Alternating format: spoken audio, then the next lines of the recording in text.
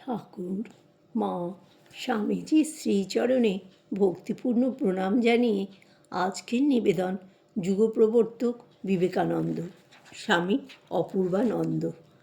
স্বামী বিবেকানন্দ অন্তরের নিভৃতে বিবেকের আহ্বান শুনতে পেতেন। তিনি জেনেছিলেন যে বিশ্ব আলোড়নকারী বিরাট কর্তব্য তার প্রতীক্ষা করছে।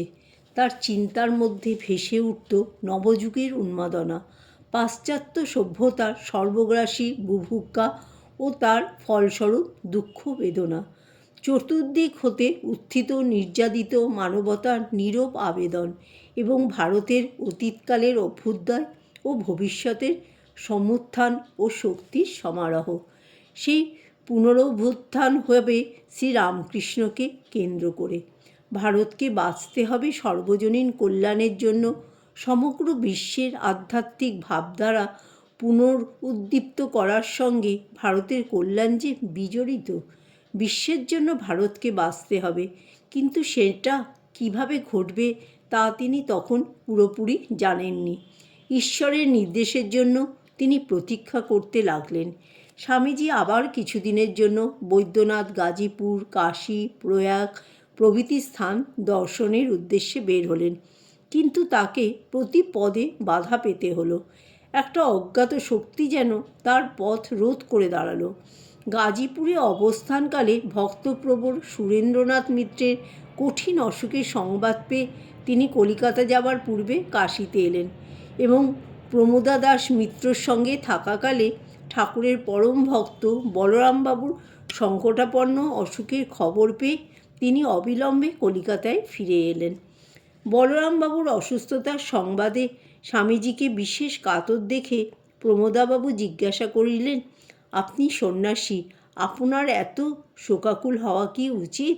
স্বামীজি জবাব দিলেন, বলেন কি, সন্ন্যাসী হয়েছে বলে কি হৃদয়টা বিসর্জন দিয়েছি? প্রকৃত সন্ন্যাসীর হৃদয় সাধারণ লোকের হৃদয় অপেক্ষা বরং আরও বেশি কোমল হওয়া উচিত। হাজার হোক আমরা মানুষ তো বটে, তাছাড়া তিনি যে আমার গুরু ভাই। আমরা এক গুরুর চরণতলে বসে শিক্ষালাভ করেছি। যে সন্ন্যাস হৃদয় পাষাণ করতে উপদেশ দেয় সে সন্ন্যাস আমি গ্রাহ্য করি নে। সন্ন্যাসীর প্রাণ যে কুসুমের অপেক্ষাও কোমল। স্বামীজি অবিলম্বে কলিকাতায় এলেন। মহাযাত্রার জন্য প্রস্তুত বলরামবাবু স্বামীজিকে পেয়ে মৃত্যু যন্ত্রণা ভুলে গেলেন, ডুবে গেলেন শ্রীরামকৃষ্ণদেবের চিন্তাতে। তার চিত্ত এক অনির্বচনীয় আনন্দে ভরে গেল। তিনি স্বামীজিকে কাছছাড়া করতে চান না। ঠাকুর আর স্বামীজি যেন অভিন্ন। শ্রীরামকৃষ্ণের নাম করতে করতে বলরামবাবু মহাপ্রয়াণ করলেন 13ই মে 1890। এর কয়েকদিন পরেই 20শে মে সুরেন্দ্রনাথ মিত্র শ্রী গুরুপদে মিলিত হলেন। সুরেন্দ্রনাথ যুগাবতার শ্রীরামকৃষ্ণের অন্যতম রসদদার ছিলেন। একে যন্ত্র করেই বরানগর মঠ স্থাপিত হয় এবং প্রধানত এর আনুকূল্যেই মঠের ব্যয় কোনো প্রকারে নির্বাহ হতো। সুরেন্দ্রনাথের অসুস্থতার সময় হতেই মঠবাসীদের জীবন অধিকতর কৃচ্ছতার মধ্যে চলছিল। পরপর দুজন বিশিষ্ট ভক্তের দেহত্যাগে মঠের তখন শোচনীয় অবস্থা। কিন্তু স্বামীজি কিছুতেই দমবার পাত্র ছিলেন না। নানাভাবে চেষ্টা করে মঠের চরম দারিদ্র্যের একটু উন্নতি করলেন। ওই দারুণ অভাবের সময় মঠের সন্ন্যাসীদের প্রাণে বৈরাগ্য ও তপস্যার ভাব আরও তীব্র হলো। শ্রী ভগবানের উপর নির্ভরতায় তাদের মন ভরপুর। একদিন সংকল্প করলেন, আজ কেউ ভিক্ষায় যাব না। যার নামে ঘর দৌড় ছেড়েছি দেখব তিনি খেতে দেন কি না। ভিতর থেকে দরজা বন্ধ করে সকলেই ধ্যানে বসলেন। সন্ধ্যা পর্যন্ত ধ্যান, তারপর আরম্ভ হলো কীর্তন। সংকীর্তন ভাবাবেশে তাণ্ডব নৃত্য চলল অনেক রাত পর্যন্ত। সকলেই উপবাসী, ভগবান আনন্দে বিভোর। অধিক রাত্রে কে যেন দরজায় কড়া নাড়ছে। দরজা খুলে দেখা গেল গোপালের মন্দির থেকে প্রচুর প্রসাদ এসেছে। স্বামীজি সোল্লাসে বললেন, রামকৃষ্ণানন্দকে নে ঠাকুরের ভোগ লাগা। ভোগ নিবেদন করে সকলে আনন্দে ভগবানের দয়ার কথা আলোচনা করতে করতে প্রসাদ পেলেন। শুধু একদিন নয়, বহুদিন এমন হয়েছে। তারা ধ্যান, জপ, ভজন, কীর্তন, শাস্ত্র আলোচনাতে মেতে থাকতেন। ভিক্ষায় বের হতেন না, কিন্তু তাদের অভুক্ত থাকতে হয়নি একদিনও। কোনো দিন দেবালয় থেকে, কোনো দিন বা অযাচিতভাবে ভক্তগৃহ হতে তাদের খাবার এসে যেত। এতে তাদের বিশ্বাস ও ভগবানের উপর নির্ভরতা আরও বেড়ে গেল। সুরেন্দ্রনাথ ও বলরামবাবু মারা গিয়েছেন, তাতে কি? যদি ঠাকুরের ইচ্ছায় মঠ হয়ে থাকে তো তা থাকবে। হলো তাই।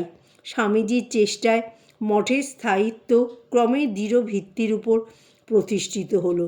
আশা ও আনন্দে ভরে গেল সকলের প্রাণ।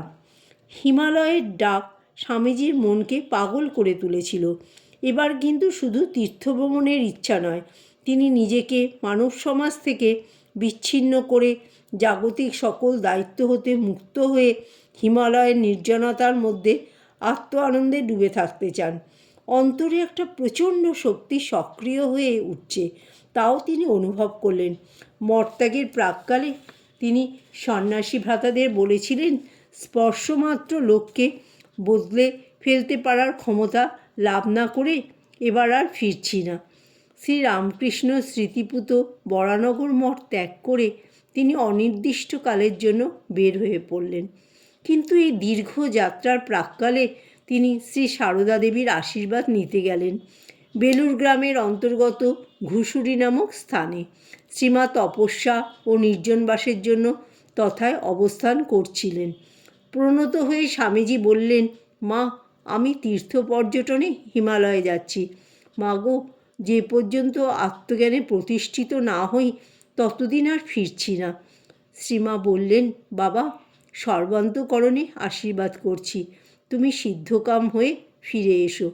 তোমার ভিতরেই যে ঠাকুর বাস করছেন।